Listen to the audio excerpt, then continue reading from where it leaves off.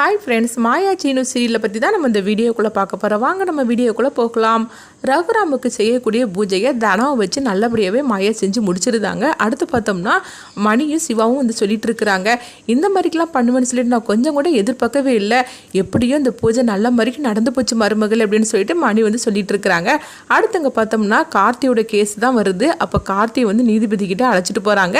அப்போ வந்து அவங்க சொல்கிறாங்க, கார்த்திக்கு ஜாமீன் கொடுக்கவே முடியாது, அவன் என்னெல்லாம் போய் சொல்லி பித்தலாட்டம் பண்ணி இருக்கிறான், உயிரோடு இருந்துக்கிட்டு உயிரோடு இல்லைன்னு சொல்லி இருக்கிறான், இப்படிலாம் அவனை ஏமாத்தினவனுக்கு ஜாமீன் கொடுக்க முடியாது அப்படின்னு சொல்லவும், அப்போ கதிரும் வந்து அவங்க வந்து கார்த்திக்கு எதிராக சொல்லிட்டு இருக்கிறாங்க. இதெல்லாம் கேட்டதுமே நீதிபதி வந்து சொல்லியிருந்தாங்க, இவனுக்கு வந்து ஜாமீன் கொடுக்கவே முடியாது, இவனை உள்ள தூக்கி போட்டு அடைச்சிருங்க அப்படின்னு சொல்லவும், இது கிட்டதுமே புவனேஸ்வரி வந்து அதிர்ச்சி அடைகிறாங்க. இங்கே பாரு கதிர், நான் சொல்கிறது கேளு, ஒழுங்கு மரியாதையா கார்த்தி மேலே கம்ப்ளைண்ட் கொடுத்ததை நீ வாபஸ் வாங்கிற அப்படிங்கும் போது எக்காரணத்தை கொண்டும் அதை மட்டும் நான் பண்ணவே மாட்டேன் அப்படின்றதாங்க. அடுத்து பார்த்தோம்னா கார்த்தி அழைச்சிட்டு போகவும் கார்த்தி வந்து கதிரை பார்த்து முறைச்சிக்கிட்டே போகிறாங்க. உன்னை நான் சும்மா விட மாட்டேன்டா அப்படிங்கவும் உடனே வந்து அப்படியா சரி அதெல்லாம் பார்த்துக்கிடலாம், நீ ஒழுங்கு மரியாதையாக போ அப்படின்னு சொல்லிக்கிட்டு கதிர் வந்து சொல்லிட்டு போகிறாங்க.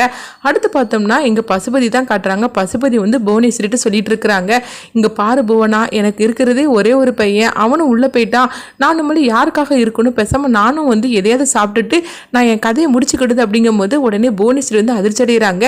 என்னென்ன இப்படிலாம் நீ பேசிகிட்டு இருக்கிற அப்படின்னு சொல்லவும், அப்புறம் நான் என்ன பண்ணுறதுக்கு, என் பையனை இப்படி உள்ள தூக்கி கொண்டுட்டு போயிட்டாங்க, அவன் திரும்ப வரவே மாட்டான் போலுக்கு அப்படின்னு சொல்லவும், இங்கே பாரு நான் இருக்கிற வரைக்கும் அதெல்லாம் நடக்காது அப்படிங்கிறாங்க.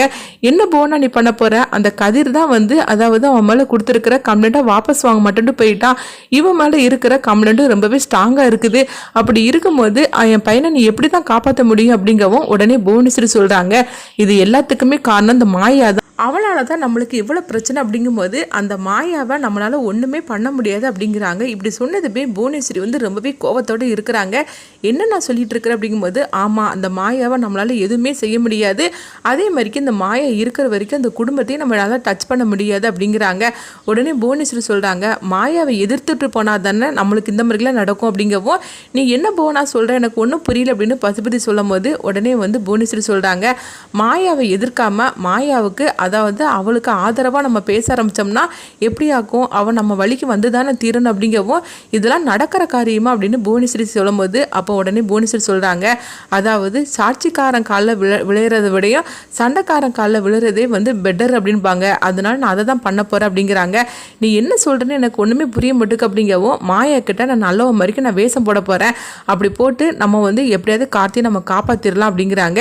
இப்படி சொன்னதுமே பசுபதிக்கு வந்து புவனேஸ்வரி சொல்கிறது வந்து எதுவுமே நடக்கிற மாதிரிக்கு தெரியல, நீ நல்லவ மாதிரிக்கு நடித்தாலும் கண்டிப்பாக அந்த மாயா நம்ப மாட்டாள் அப்படிங்கும்போது அந்த மாதிரிக்கு என்னுடைய பெர்ஃபார்மன்ஸ் இருக்கும், நீ ஒன்றும் கவலைப்படாது அப்படிங்கிறாங்க.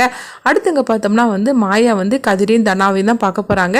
அப்போ தனா வந்து சொல்கிறாங்க, மாயா ஒன்னால தான் அப்பாவுக்கு நல்லபடியாக அந்த பூஜையெல்லாம் செஞ்சு முடிச்சாச்சுது, எனக்கு எவ்வளோ சந்தோஷமாக இருக்குது தெரியுமா, அப்பா காலில் விழுந்து அப்பா கையாலேயே நான் புடவை வாங்கிட்டது எனக்கு எவ்வளோ சந்தோஷமாக இருக்குது தெரியுமா அப்படின்னு சொல்லிட்டு இருக்கவும், அப்போ மாயா சொல்கிறாங்க, கூடிய சீக்கிரமே பாரு நீங்கள் 2 பேரும் அந்த வீட்டுக்கு தான் வரப்போறீங்க, நீங்கள் ஒன்றும் கவலைப்பட்டுட்டு இருக்காதீங்க அப்படிங்கவும், சரி கதிர் நான் உங்ககிட்ட ஒரு விஷயத்தை பற்றி கேட்குறதுக்காக தான் வந்தேன், ஆமாம் அந்த கார்த்தி விஷயம் என்னாச்சு அப்படிங்கும் போது, கார்த்தி நம்மளும் வெளியே வரவே மாட்டான், அந்த அளவுக்கு ஸ்ட்ராங்காக அவன் மேலே கேஸ் வந்து இதாகி போச்சுது, நீதிபதியும் அவனுக்கு ஜாமீன் கொடுக்கக்கூடாதுன்னு சொல்லிட்டாரு அப்படிங்கவும், இது கிட்டதுமே மாயா ரொம்பவே சந்தோஷப்பட ஆரம்பிச்சிருந்தாங்க. இன்னும் அவனால் நம்மளுக்கு எந்த பிரச்சனையும் வராது அப்படிங்கவும், அப்போ தானாவும் சொல்லிட்டு இருக்கிறாங்க, ஆமாம் ஐயா அந்த கார்த்தி எனக்கு எப்படிலாம் தொல்லை கொடுத்தான், அவனுடைய பிரச்சனை இன்னும் எனக்கு வராது அப்படிங்கும்போது, ஆனாலும் வந்து மாயா சொல்கிறாங்க, அதுக்காக நம்ம வந்து ரொம்ப அசால்ட்டாக இருந்துடக்கூடாது, ஏன்னா அந்த புவனேஸ்வரி சும்மா இருக்க மாட்டா, கார்த்தி உள்ளே போனதுனால அந்த புவனேஸ்வரி எந்த எல்லைக்குனாலும் போவா, அதனால நம்ம அவகிட்ட கொஞ்சம் ஜாக்கிரதையாக தான் இருக்கணும் அப்படின்னு சொல்லவும், உடனே கதிரும் சொல்லிட்டு இருக்கிறாங்க, ஆமாம் மாயா நீ சொல்கிறது கரெக்டு தான், அந்த புவனேஸ்வரியும் பசுபதியும் சும்மா இருக்க மாட்டாங்க, அதுவும் இந்த புவனேஸ்வரி இருக்கால கண்டிப்பாக நம்மளை சும்மா விட மாட்டா அப்படின்னு சொல்லும் போது, அவள் எந்த எல்லைக்குனாலும் போவா, சரி நம்ம அதெல்லாம் பார்த்துக்கலாம், நீ ஒன்றும் கவலைப்படாதீங்க அப்படின்னு சொல்லிட்டு போகிறாங்க. அடுத்துங்க பார்த்தோம்னா வந்து பத்மாவையும் பார்வதி தான் காட்டுறாங்க. அப்போ சாரு வந்து ரொம்பவே எரிச்சலோடு இருக்கிறாங்க. ஆமாம் அத்தை என்னுடைய கல்யாண விஷயம் என்ன தான் ஆச்சுது, நீங்கள் வந்து என்ன தான் முடிவு எடுத்திருக்கிறீங்க அப்படிங்கும் போது உடனே பத்மா சொல்கிறாங்க, அதை பற்றி நான் பேசுகிறதுக்காக தான் வந்தேன், அதாவது உன்னுடைய கல்யாணத்தை சீக்கிரமாகவே நடத்திட வேண்டியதா அப்படிங்கப்போ, இதை தான் நீங்கள் சொல்லிகிட்டே இருக்கீங்களே இருக்கீங்களே தவிர ஆனால் ஒன்றும் நடத்துகிற வேலையே காணலையே. எப்படியாவது சீனுவுக்கு எனக்கு கல்யாணம் பண்ணி வைங்க. நான் இந்த ஒவ்வொரு நாளும் இந்த வீட்டில் இருக்கிறது எனக்கு எவ்வளோ கஷ்டமாக இருக்குது தெரியுமா, கண்ணு தெரியாமல் நான் நடிக்கிறத நினச்சா அப்படின்னு சொல்லவும், அப்போ சாரு வந்து மனசுக்குள்ளே நினைக்கிறாங்க, அது மட்டுமா எனக்கு கண்ணு தெரியுங்கிற விஷயம் அந்த மாயா தானா எல்லாருக்குமே தெரிஞ்சு போச்சுது. அது நான் உங்ககிட்ட சொல்ல முடியாமல் நான் தவிச்சிட்டு இருக்குது. எனக்கு தானே தெரியும்.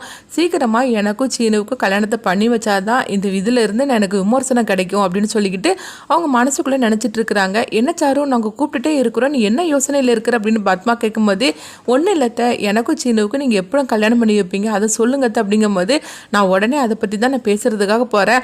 அதுக்கு முன்னாடி தான் வந்து அண்ணனுக்கு பூஜை இப்படின்னு சொல்லிக்கிட்டு வந்துச்சுல, அதனால தான் அதை பேச முடியாமல் போச்சுது அப்படின்னு சொல்லிட்டு இருக்கவும், அடுத்து பார்த்தோம்னா அந்த பேச்சு தொடங்கலாம் அப்படின்னு சொல்லிட்டு ரகுராம் கிட்ட போய் பத்மா சொல்கிறாங்க, அண்ணா நம்ம சாருவுக்கு கல்யாணம் பண்ணி வைக்க வேண்டாமாண்ணா, அதுக்குள்ளே எல்லா ஏற்பாடுமே பண்ணணும்.